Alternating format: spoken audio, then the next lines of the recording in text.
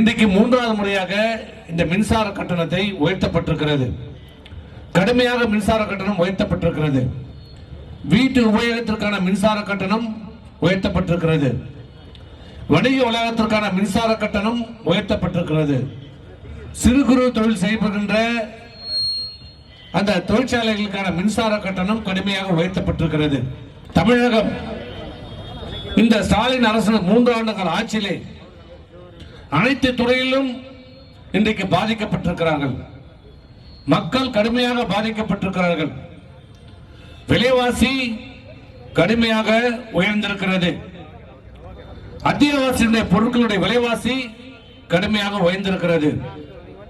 அரிசி, எண்ணெய், பருப்பு இப்படி அன்றாடம் உபயோகிக்கின்ற பொருட்களுடைய விலைவாசி கடுமையாக உயர்ந்திருக்கிறது. மாண்புமிகு அம்மாவுடைய ஆட்சி இருந்த விலையை விட இன்றைக்கு 4 மடங்கு 5 மடங்காக இன்றைக்கு விலைவாசி உயர்ந்திருக்கிறது.